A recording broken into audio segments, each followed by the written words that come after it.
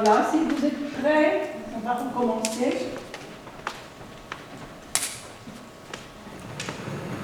Est-ce que vous avez des questions d'abord?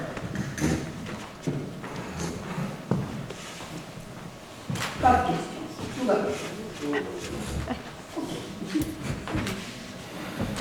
Alors, on va parler un peu de notre comportement face à nos problèmes, à nos traumatismes. Comment les gérons-nous? Alors, on va les gérer par le déni. C'est-à-dire, le déni, c'est le refus de reconnaître une réalité. Que, par exemple, on ne veut pas admettre qu'on a vécu quelque chose de douloureux. Il y a des gens qui ont été abusés et qui ont complètement oublié. Ou alors, lors d'un deuil, par exemple, on va refouler brutalement la douleur et l'intérioriser. Et on va voir comme si la personne, elle va vivre ça très très bien. Et ce refoulement, ça peut durer des mois et parfois même des années. Cependant, la racine de ce refoulement, de ce déni, est destructrice. Parce qu'on va se rendre compte qu'à la longue, on va développer des maladies psychosomatiques. Il y a des maladies où les médecins ne comprennent pas, tout va bien, et pourtant les gens sont réellement malades. Hein? Et ce n'est pas forcément une comédie. Hein? Il y a des gens qui ont véritablement des maladies, hein, et qui développent aussi des maladies et qu'il n'y a aucune cause, par exemple, génétique, dans l'alimentation, il n'y a aucune cause et les gens tombent malades. D'ailleurs, il y a certains médecins qui osent jusqu'à dire que ça peut aller jusqu'à 80% de nos maladies qui pourraient être d'origine psychosomatique. Après, une autre manière, ça sera par la révolte et la colère. J'en ai marre! Et on serre le poing là. Hein? Et tout le corps va se contracter et la personne tremble. Donc, je pense que tout le monde a vu une personne en colère parfois. Et la colère va s'exprimer soit contre soi-même ou contre quelqu'un d'autre. Et cette manière de fonctionner peut devenir destructrice. Et les gens n'arrivent pas à l'acceptation de leur manière de faire. Et donc, ils sont bloqués pendant des années par la tristesse, l'amertume, l'agressivité, la haine, le non-pardon. Quand je vous disais que si on ne traite pas les blessures dans l'âme, c'est notre esprit, donc vous allez retrouver toutes les blessures qui sont dans l'esprit là. Ce sont des gens qui ont été agressés par la souffrance et à leur tour, ils deviennent des agresseurs. Ils disent maintenant, stop, je ne veux plus souffrir. On va devenir rigide, donc on va avoir un comportement de rigidité, un cœur qui devient dur, qui bâtit un mur de protection contre les souffrances, contre ceux qui l'agressent. Jamais plus on se promet de jamais plus je ne me laisserai avoir. Et comme on le disait tout à l'heure, j'ai tellement souffert que maintenant c'est fini, je ne veux plus souffrir et on devient indifférent à la souffrance. manière, c'est de rationaliser. Ben, c'est comme ça. Ben oui, je suis comme ça parce que de toute manière, mes parents étaient comme ça. Mes parents étaient colériques. Je suis colérique. C'est comme ça. C'est normal, c'est de famille. Ou alors, mais tout le monde fait ça dans la société. Je le fais aussi. Rationalise. Après tout, mais qu'est-ce que ça peut faire de toute manière?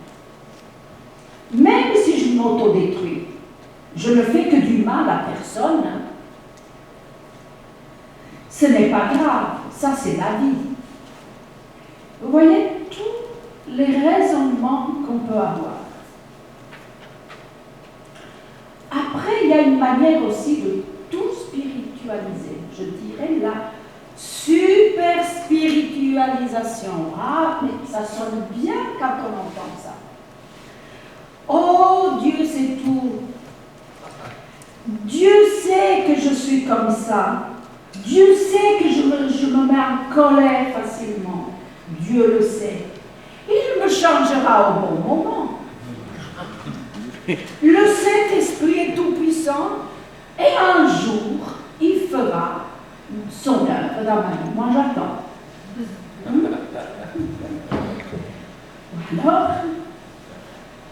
Alors, c'est lui-même qui va enlever les colères. Moi, je ne peux pas. Il va enlever les colères tout seul lui-même. Ou alors, c'est Dieu qui m'a fait homosexuel. Je n'y peux rien, c'est depuis ma naissance, c'est comme ça. C'est Dieu qui m'a fait comme ça. Je l'accepte. Et ainsi, qu'est-ce qu'on va faire? On va rejeter la faute sur Dieu, la responsabilité sur Dieu, au lieu de prendre notre propre responsabilité. C'est lui le responsable de tout. Il est le maître de l'univers. Il fait ce qu'il veut. S'il ne veut pas me changer, il ne me changera pas. Après, il y a la fuite en avant. Les fonceurs. Les gens tombent dans l'activisme. Et cet activisme peut se trouver même dans l'Église. Hein. Se projettent en avant et ils ne s'accordent jamais du répit. Ils n'ont pas fini avec une idée que déjà l'autre est en train de se mettre en route.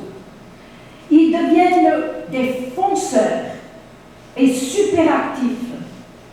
Ce sont des gens qui sont très recherchés dans les entreprises parce que ça va rapporter à l'entreprise. Et donc, ils arrivent à une réussite professionnelle. Cependant, au niveau des relations, dans la famille et dans l'Église, c'est la catastrophe. Ça va au divorce, aux ruptures relationnelles, et ça va jusqu'au burn-out. Moi, j'ai un exemple précis de quelqu'un qui est responsable dans son Église et qui essaie d'entraîner tout le monde à sa suite. Cette personne, elle-même, elle a toujours des projets l'un après l'autre, elle est chef d'entreprise, elle fait des choses l'un après l'autre, et il faudrait que tout le monde rentre dans son moule. Mais alors vous vous rendez compte que quand il y a un leader dans l'Église comme ça, qu'est-ce que ça peut faire? Parce que tout le monde n'a pas cette aptitude de pouvoir suivre ça. Et donc ça peut faire des ruptures, ça peut faire des divisions. Mais pour la personne elle-même, elle se détruit dans sa santé. Il y a des fois où on a dit, lève le pied s'il te plaît, écoute les autres. Ah, mais Dieu, les projets de Dieu. Oui, les projets de Dieu, mais Dieu nous donne aussi la sagesse pour gérer, et pour gérer aussi ensemble. Hein? On n'est pas seul. Et ce sont des gens qui sont plus dans le faire que dans l'être. Plus dans le paraître bien, que être dans son identité. Si je vais trop vite, vous me dites.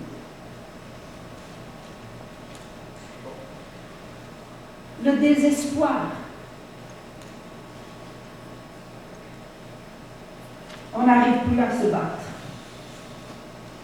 On ne peut plus faire face à la souffrance et on arrive à l'autodestruction avec des tentatives de suicide.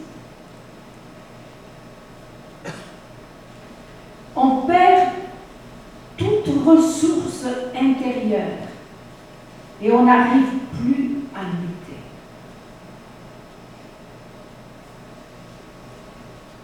Après, il y a l'isolement et le repli sur soi. On se replie sur soi-même, on perd tout contact avec l'extérieur, et la personne, au lieu de progresser, elle va régresser à tout niveau, parce que Dieu nous a appelés à la relation. Et on ne peut pas se construire aussi sans le vis-à-vis. Donc, Dieu est Dieu de relation. Mais quand on souffre, on peut avoir cette tendance au repli sur soi. Et donc, on s'isole des autres. Et on a l'impression, mais personne ne me comprend. Si seulement les gens savaient ce que je vis, etc., c'est moi qui souffre. Je souffre plus que tout le monde. Et puis c'est une personne qui a beaucoup de honte. C'est une personne qui a beaucoup de crainte. Et qui ressent des émotions très désagréables. Après, il y a le sentiment de honte. C'est un sentiment pénible. C'est une fausse culpabilité. La personne se sent toujours coupable. Et c'est provoqué par la crainte, par un déshonneur, par une humiliation. Il y a des gens, on le voit sur eux, ils portent un masque de honte. Il y a des gens qu'on n'arrive même pas à capter une fois leur regard, tellement ils sont dans la honte. Et ce sont de faux préjugés, bien sûr. Par exemple, il y a des hontes qu'on porte, tout simplement, peut-être parce qu'on n'a pas un métier, entre guillemets, honorable. Parce que je suis fille d'ouvrier, fils d'ouvrier, on porte la honte sur soi. On porte la honte, par exemple, d'une famille dysfonctionnelle, d'un père qui est dans l'alcoolisme. On porte la honte d'une mère qui les a délaissés, etc., d'une mère qui a été abusée, parce que parfois, on va même prendre la honte de nos parents et la porter sur nous. Donc, quand on dit le générationnel, parfois on peut prendre même les émotions de nos parents, la tristesse de nos parents, et la porter sur nous. Et on ne sait pas pourquoi. Pourquoi on porte une honte de devoir s'excuser tout le temps? Pourquoi on porte une tristesse? Mais parfois, ce n'est pas la nôtre. Ce n'est pas que nous, on a fait quelque chose de mal, mais c'est la honte peut-être qu'on porte de notre mère ou de notre père sur nous, ou la dépression, ou la tristesse qu'eux-mêmes y portent. Il faut les savoir, ces choses-là. Parce que quand on va prier pour les gens, il va falloir les séparer de cette honte, de cette tristesse du père ou de la mère. Moi, ça m'a frappé. On a été voir une petite fille qui est née, donc elle avait à peine quelques jours, mais on voyait la tristesse sur le visage de bébé. Elle a plus de 20 ans et cette tristesse est encore là. Bon, Dieu est en train d'agir et Dieu a fait déjà de grandes mais il y en a encore d'autres qui doivent être faites. Mais elle est en bon chemin.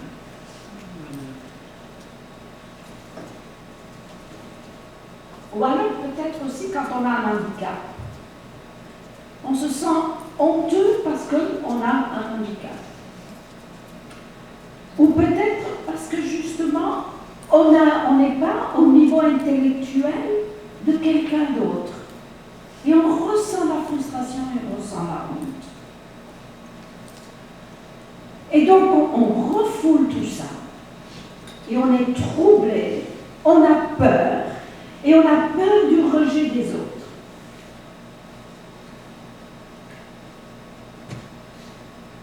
La fuite dans l'addiction, dans l'addiction. Parfois, la douleur est tellement forte qu'on va devoir trouver un produit de remplacement, un succédané. Donc, ça peut être l'alcool, et beaucoup l'alcool. Ça peut être la drogue. Ça peut être fuir dans tout un tas d'autres choses. Ça peut être la nourriture. Mais c'est une fuite pour ne pas souffrir. Ça peut être aussi une sexualité débridée. Et dans cette génération d'orphelins, la sexualité est de plus en plus débridée, il n'y a plus de limites. Mais qu'est-ce qu'on veut compenser finalement? On ne se rend pas compte que c'est ce manque de pères, ce manque de repères, et qu'on a besoin de combler de toutes sortes de manières. Alors cela, pour un temps, ça va provoquer du plaisir. Mais après, on va se rendre compte qu'il faut de plus en plus. Et on va tomber dans un cercle. Je suis désolée, j'ai dit à Yves s'il pouvait le trouver, parce que je n'avais pas pensé de parler de ça, mais il ne l'a pas trouvé, je ne sais pas pourquoi, donc j'essaie de vous le décrire comme je peux. Un cercle. Donc, au début, dans ce cercle, il y a quoi? Il y a une souffrance. Comment je vais assouvir cette souffrance? Par exemple, je vais boire un verre d'alcool et puis je vais me sentir mieux. Mais je sais aussi que ce n'est pas la solution. Donc je tombe sur une culpabilité. Je tombe sur un jugement de ma personne. Et je me rejette parce que je me dis, mais enfin, comment est-ce possible que finalement je ne suis pas capable de me sentir mieux sans ce verre de vin? Donc je me rejette, je me sens mal. Je me sens mal, donc je retourne à ma douleur. La douleur, elle devient plus forte. Comment je vais combler cette douleur? De nouveau, je vais boire 2 verres de vin parce que la douleur, elle est plus forte. Je tombe de nouveau sur un sentiment de culpabilité. Ça me donne d'abord de l'euphorie. D'abord, tout va bien. Après, ça va être le sentiment de culpabilité. Et après, le rejet de moi-même. Et je suis toujours dans ce cercle et je ne m'en sors jamais. Voilà. Si tu le trouves, je leur donne comme ça. Alors après, on vit dans le rêve aussi.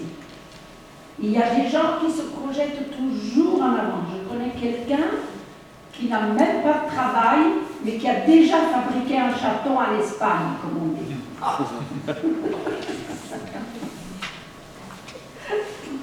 On se projette, et je fais ça, et je vais faire ça, et puis comme ça, et avec ça, on est en train de combler un manque, une douleur, une souffrance, et parce que je me projette en avant, je me sens mieux. Et on peut donc commencer à rêver. Il il y a des gens qui sont toujours dans des rêveries. Et ils vont entretenir ces rêves peut-être par des romans. Hein. S'il y a par exemple un couple qui ne va pas bien, ben, va faire quoi?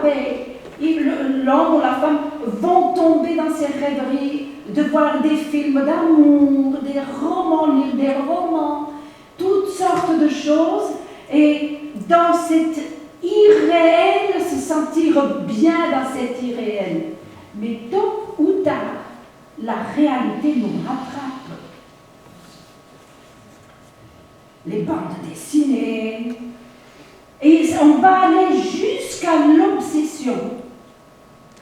Tous les fantasmes, les plaisirs, les fantasmes qui sont à la base d'une dépendance sexuelle.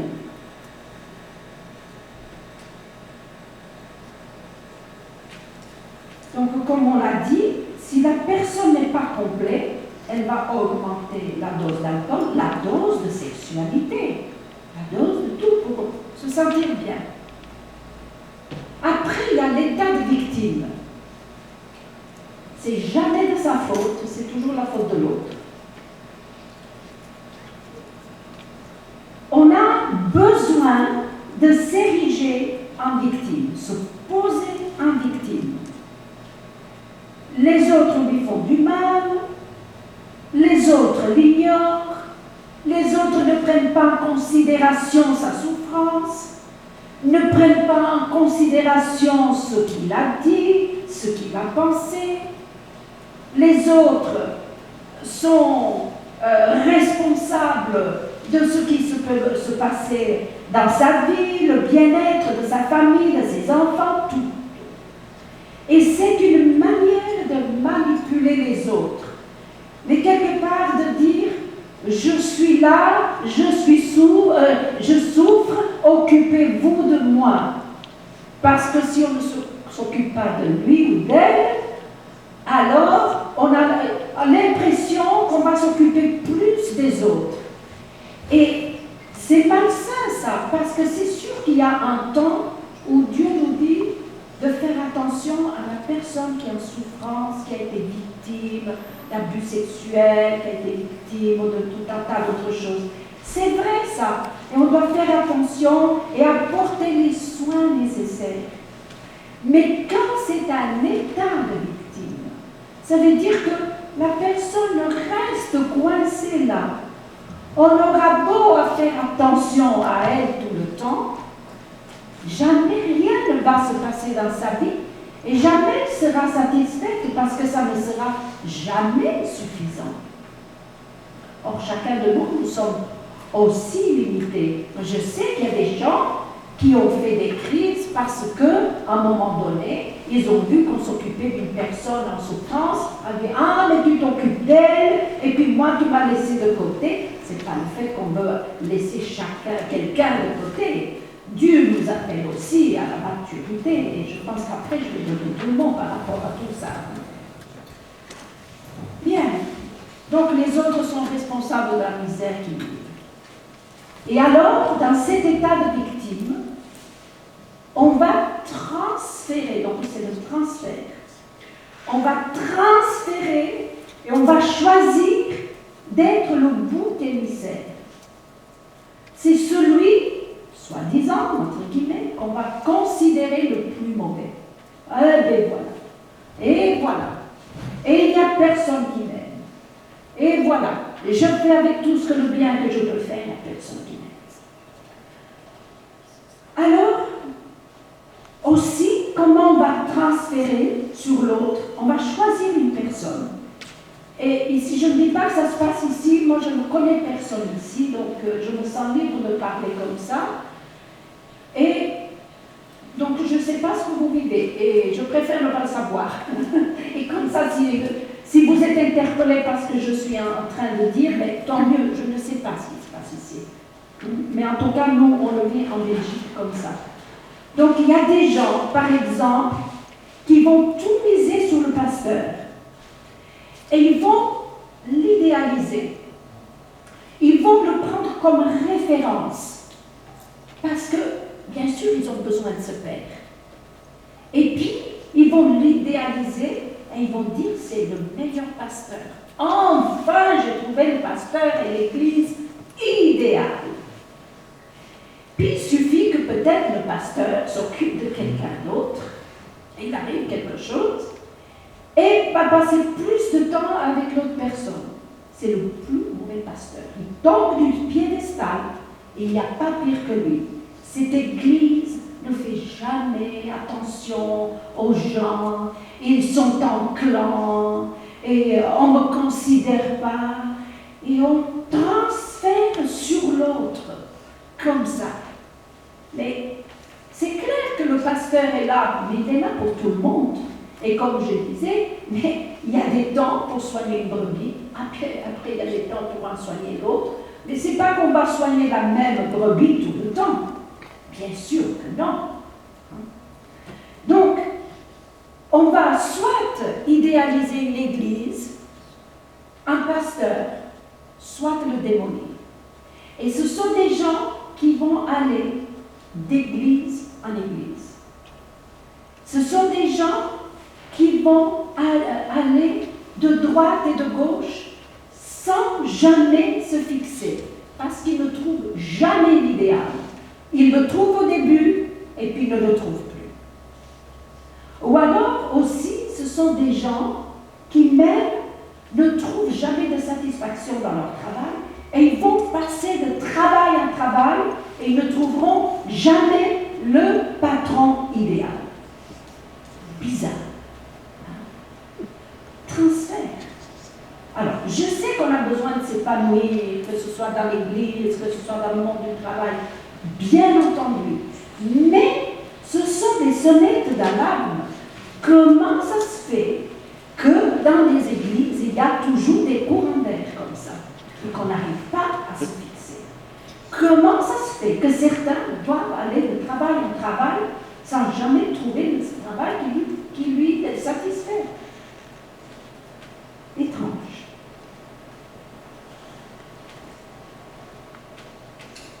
Donc, il va changer de relation en relation. De relation en relation, c'est ça. Moi, je connais quelqu'un qui était dans une église, donc entre-temps il s'est marié. À un moment donné, le pasteur a déménagé. Et il a déménagé, il est parti à l'étranger. Et cette personne a quitté l'église. Parce que le pasteur était parti. A quitté l'église et s'éloigner aussi du Seigneur. Pas seulement l'église, mais s'éloigner du Seigneur. Et il y avait des problèmes dans le couple. Et alors, cette personne nous a dit, si le pasteur n'avait pas déménagé, on n'en serait pas là où on est. C'est la faute du pasteur. C'est fort, hein? Mais c'est ce qui se vit. Hein? Donc, il rend responsable le pasteur d'avoir déménagé et le rend responsable de sa défaite ou bien de la non-communion, de l'éloignement de Dieu à Dieu. À qui était-il attaché? À qui sommes-nous attachés? Sommes-nous attachés avant tout au Père? Ou bien à l'homme qui est en place, que Dieu, le couple que Dieu a choisi? À qui sommes-nous attachés? Où en sommes-nous dans notre cheminement spirituel? Et il y a des églises qui restent bébés. Non-stop. Ça ne grandit pas. On ne comprend pas que parfois la souffrance du responsable, c'est celle de dire « Mais comment je vais les amener à la maturité ?» Et Paul a dû mettre les choses en place à un moment donné. Il a dit, mais enfin, je vous ai donné du lait, c'était bon pour un temps. Mais après tant de temps, vous êtes encore au lait? Encore? Vous soignez comme des bébés? C'est quand que vous allez grandir? Mais sinon, tout va s'étouffer. Le bébé, à un moment donné, va mourir. S'il boit que du lait. On ne peut pas se nourrir que de lait. Donc, on doit petit à petit avoir la nourriture solide comment puis-je dire, mais moi je suis de Paul, je suis d'Apollos, de celui-là, mais moi je suis à Christ. Il dit Paul, on doit être tous à Christ et non pas s'attacher à un homme. Alors, bien sûr que Dieu met des responsables dans nos églises pour nous donner des soins, pour nous enseigner, pour nous faire progresser spirituellement. Mais s'il n'y a pas cette relation que nous avons nous-mêmes tout seuls par rapport au Père, et si nous-mêmes on ne trouve pas un jour le Père, mais les responsables vont pouvoir s'épuiser, vont pouvoir dire les choses jour et nuit, il n'y a rien qui va se passer. Et puis on va les rendre responsables. C'est parce que tu ne m'as pas considéré, c'est parce que tu m'as abandonné, voilà, sinon ça ne serait pas comme ça. Oui, c'est parce que j'ai entendu des critiques dans l'église que je me suis éloignée de Dieu. On peut en entendre des choses. Voilà, ça c'est le piment des nuits.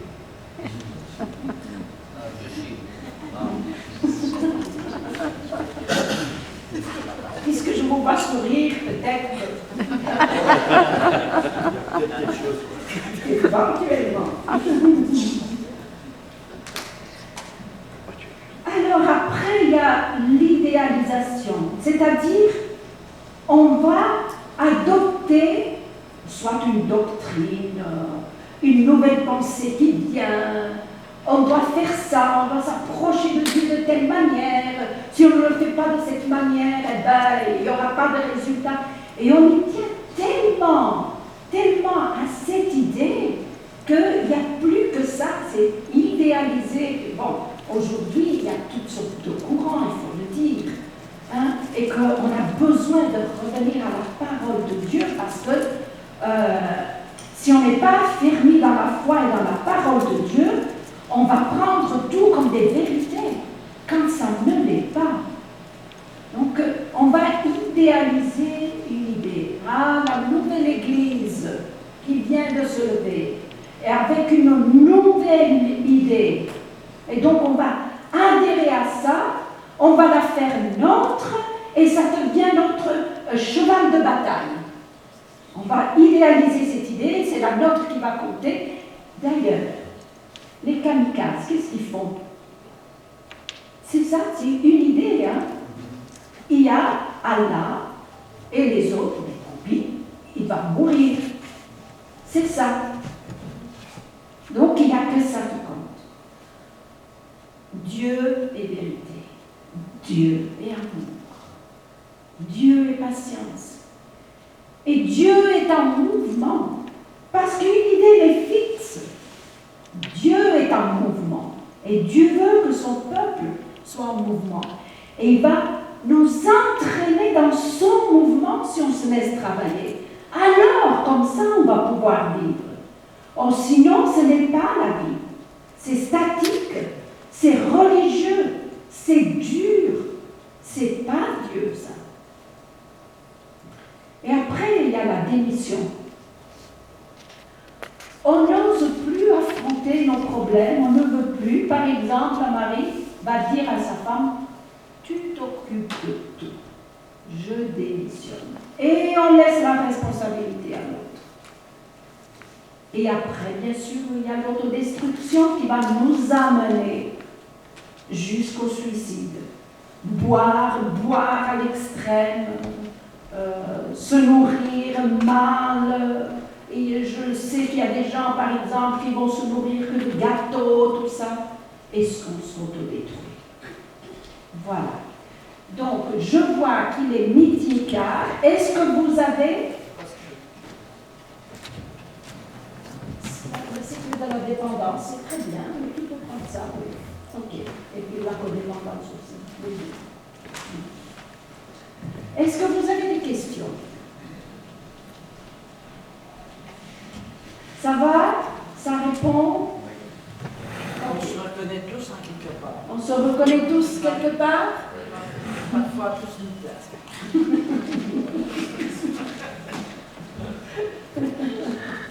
Ben, tant mieux si on se reconnaît quelque part. Ça veut dire qu'il y a de l'espérance alors. Alléluia. Et il y a une solution. Et il y a une solution, parce que si on veut rester aveugle Parce que après, c'est de ça qu'on parlera après, c'est qu'il faut pouvoir s'arrêter et dire que mais c'est vrai que je souffre. C'est vrai, j'ai ce comportement et je dois y faire face. Donc c'est vrai. Voilà. Donc, oui. Oui.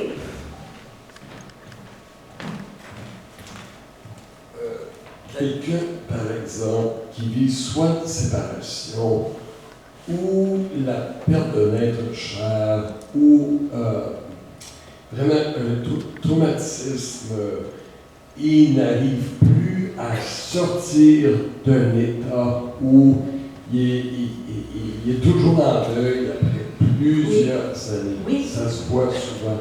Oui. Dans quel ordre est-ce qu'il est un peu en forme de victime ou dans un autre ordre? Qu'est-ce qui peut amener à ne pas avoir une résolution de problème? Parce que deuil, normalement, on perd un être cher, un père ou une mère, ça peut prendre 1 an, 2 ans, une note qui éternise, et c'est difficile en soi pour eux-mêmes, parce qu'ils n'arrivent pas à passer à autre chose. Tout à fait, oui. Mais on en revient toujours déjà à ce problème de base. Il y a eu un manque, il y a eu quelque chose, et on est en train de languir après quelque chose qui nous manque en réalité. C'est ça. Et donc, admettons, comme je vous donnais l'exemple hier de ce garçon qui a marié déjà 3 fois et que son mariage va très mal encore aujourd'hui, il est en train de rechercher le père et la relation qu'il n'a pas eue avec le père, et il n'arrive pas à faire le deuil de son père.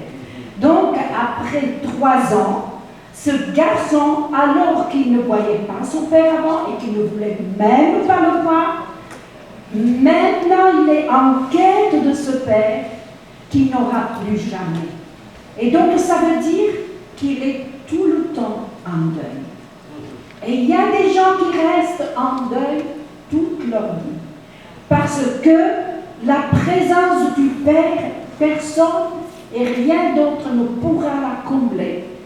Sinon que Dieu, en tant que Père, et que Dieu nous libère de l'esprit orphelin. Et comme je vous ai dit tout à l'heure, c'est tout un cheminement. Et là, la relation d'aide est très importante. Et dire, mais tiens, je sens que tu te sens triste, je vois de la tristesse. Est-ce que c'est vrai? Est-ce que je me trompe? Comment tu vis ta journée? Qu'est-ce qui se passe à ton travail? Tout ça. Pour petit à petit en arriver au mieux.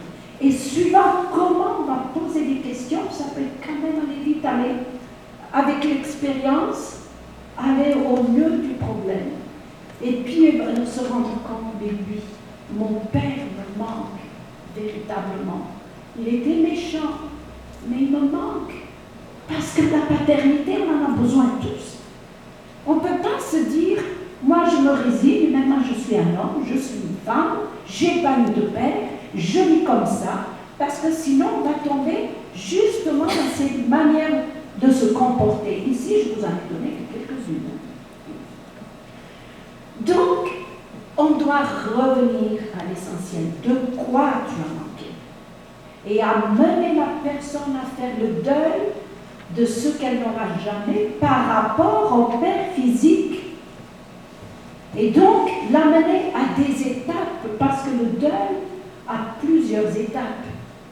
Il y a des gens qui vont dire, mais non, mon père est mort, comme je disais tout à l'heure, mais ça ne me fait pas mal. Par contre, plusieurs mois après, il développe une maladie. Et il n'y a peut-être pas des causes physiques, mais il développe quand même une maladie. Les maladies cardiaques, souvent. Les cancers, souvent. Quand la Bible dit que quand je me taisais, mes os se consumaient. Mais aussitôt que je t'ai fait connaître,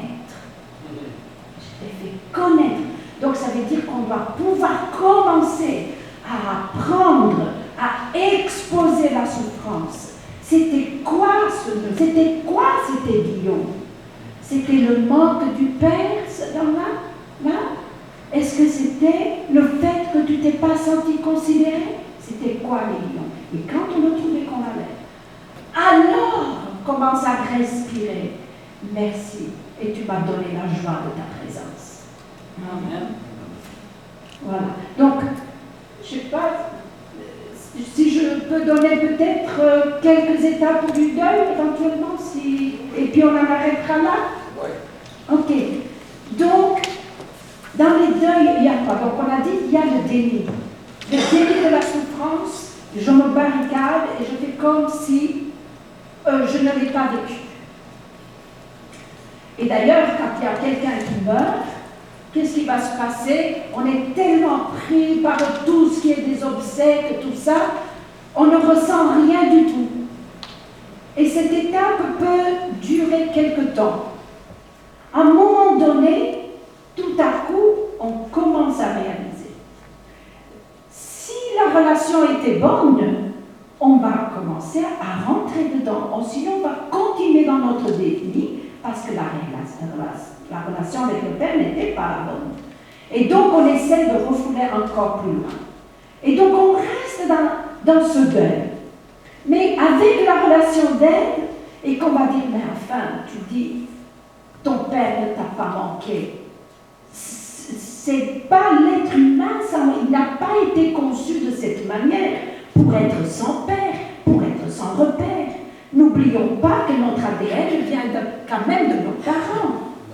Comment on peut vivre sans cet ADN? Ça serait de devoir l'enlever. Donc après, si on sort du déni, tout à coup, on va commencer à réaliser, et on commence à être dans le deuil. Et ça peut durer du temps.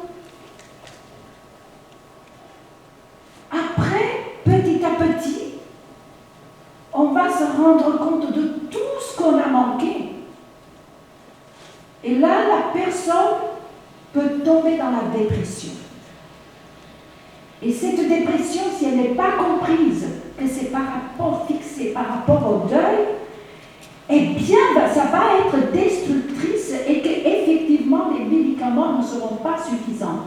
Alors, je ne suis pas contre les médicaments et je sais que parfois, c'est nécessaire, que parfois, quand les douleurs sont trop fortes, nous-mêmes, nous avons dit à des personnes, pour un temps, prends un antidépresseur, pour un temps, pour que diminuer la douleur et la souffrance, pour qu'on puisse commencer à traiter les choses.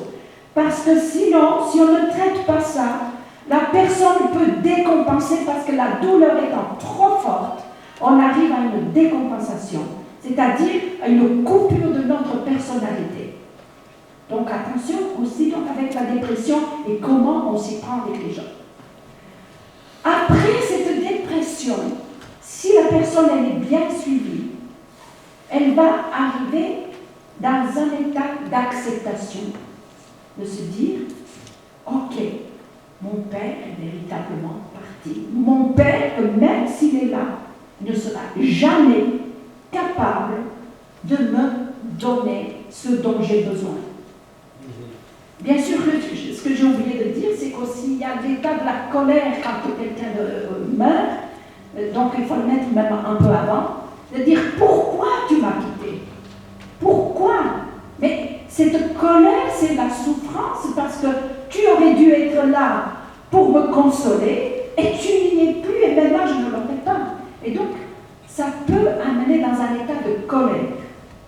Donc maintenant, après, désolé, je les ai dit dans le désordre, donc on en arrive à l'acceptation et là, le deuil va commencer à ce moment-là, commencer à se clôturer. Et dans cette acceptation, c'est cette guérison. Accepter que tout ce que je n'ai pas eu de mon Père, je vais le trouver en Dieu. Et je libère le pardon. Parce qu'il y a des gens qui ne pardonnent pas, par exemple, à un parent parce qu'il est décédé, tout simplement.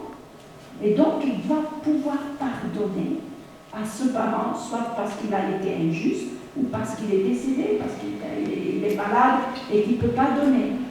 Et donc on arrive à clôturer le deuil comme ça.